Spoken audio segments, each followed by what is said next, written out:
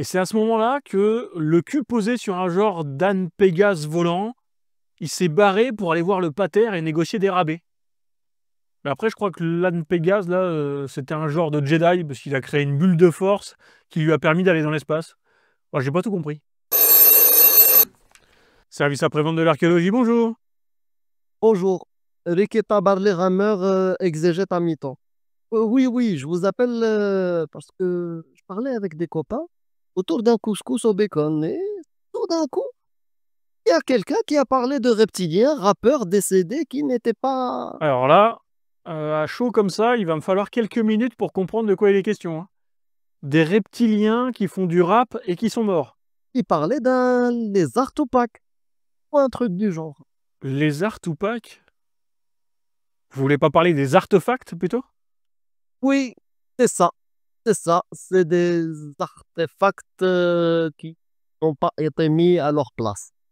Avant de parler d'une bonne ou d'une mauvaise place, on va parler d'artefacts. Parce que dans le langage courant, un artefact, ça peut vouloir dire tout un tas de trucs.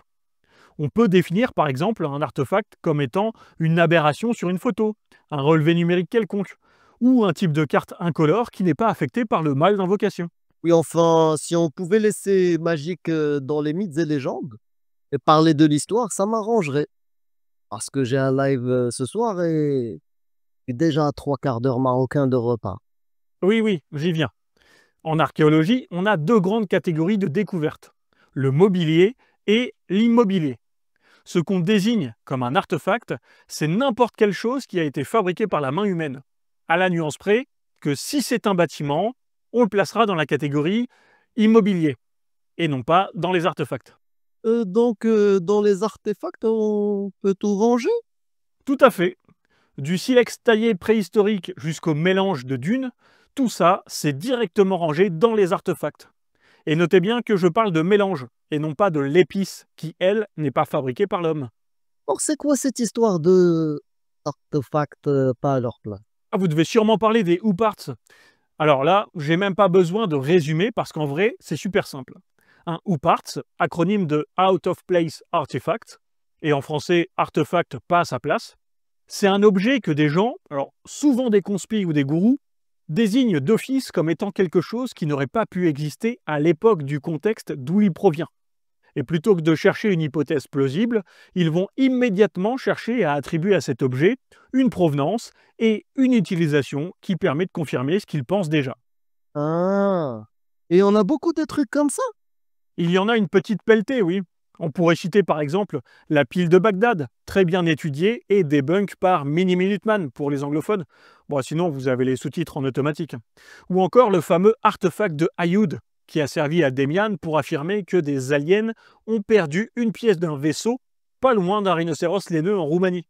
En réalité, on est situé à côté d'une ancienne carrière, et l'hypothèse la plus juste est simplement qu'il s'agit d'une pièce de machine qui aurait été perdue et ensevelie avant d'être redécouverte, sans qu'on sache vraiment dans quelles circonstances. Mais bon, l'artefact d'Ayoud, on va en reparler dans pas longtemps sur la chaîne. Mais ils se servent tous de ce genre de fantaisie pour asseoir que leur idée est la bonne et que les archéologues ne veulent pas voir la vérité en face. Ou alors pire, que nous sommes des agents du gouvernement payés pour cacher la vérité au monde entier. وتبارك من تخربيق. Et ça veut dire? À peu de choses près que cette hypothèse est complètement claquée au sol. Et sinon, les parts, ils servent toujours à dire que des anciens bâtisseurs étaient là avant nous sur Terre? Ah non, pas du tout, hein. Il y a certains artefacts incompris qui servent parfois de preuve aux créationnistes. On trouve par exemple le soi-disant stégosaure de Taprom au Cambodge. Les mecs se disent que si des Khmers ont sculpté un stégosaure sur les colonnes d'un de leurs temples, c'est alors une preuve que les dinosaures ont vécu en même temps que nous. Par conséquent, la Terre ne peut pas avoir des millions d'années, mais tout au plus quelques milliers.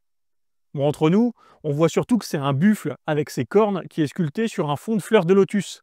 Ça n'a rien de bien sorcier, mais quand on veut absolument voir un truc extraordinaire, on y arrive toujours. Mais vous n'avez pas dit que quand c'était sur un bâtiment, on ne pouvait plus appeler ça des artefacts. Je vois que monsieur fait le malin avec moi, mais oui, vous avez raison. Normalement, puisque c'est de l'immobilier, on ne devrait pas le classer dans les artefacts. Mais vous pensez bien que des mecs qui sont incapables d'ouvrir des bouquins d'histoire, d'archéo ou d'histoire de l'art, ils savent pas si une colonne de temple, ça doit se classer du côté des artefacts ou ailleurs. En gros, tout ce qui, au premier regard, semble étrange, ils le mettent dans la case ou partent. Et puis voilà. Pourquoi s'embêter à faire simple quand on peut faire conspi? Vous savez, pour certains, la vie n'est pas facile.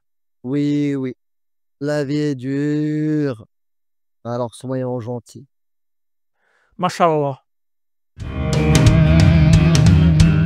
Une question qui nous vient tout droit de David dans les commentaires. D'ailleurs, n'hésitez pas à faire un petit tour dans les commentaires, partagez la vidéo, faites des dons sur Tipeee si le cœur vous en dit, on en a bien besoin. Sachez que toutes vos questions dans les commentaires sont lues, et parfois même on y répond. Donc David nous demande qu'est-ce qu'on doit faire quand on trouve un fossile à flanc de falaise. Eh bien David, il faut savoir que la réglementation sur les fossiles, elle est assez simple en France, elle est totalement absente. Le fossile n'est couvert par rien. Mais, et c'est un gros mais, il peut y avoir tout un tas de réglementations locales qui font que se saisir d'un fossile peut être considéré comme une atteinte au patrimoine. Il existe des arrêtés municipaux ou préfectoraux qui désignent des secteurs comme étant des réserves archéologiques ou minéralogiques, et parfois les deux. Dans ce cas-là, si vous êtes pris à extraire quoi que ce soit, vous risquez des poursuites. Et sachez que quand ce genre d'arrêté est mis en place, les locaux sont contents de savoir que leur patrimoine, et donc leur histoire, est protégée. Alors, on peut dire qu'ils ne sont pas tendres avec ceux qu'on appelle communément des tapeurs de cailloux. Dans un second temps, le lieu même peut être frappé d'interdiction de modification urbaine, voire de circulation. Vous évoquez un flanc de falaise, ce sont les pires endroits dans lesquels on peut taper. Rares sont les flancs assez stables pour y extraire quoi que ce soit. Et pire encore, le pied des falaises est souvent bien plus creusé que son sommet, ce qui peut amener à des chutes de roches parfois mortelles. Vous voyez un fossile dans une falaise? Essayez d'avoir un instinct de survie et n'allez pas taper dedans. Signalez-le aux musées locaux qui pourront organiser des opérations d'extraction si elles jugent le ratio bénéfice-risque en faveur du bénéfice.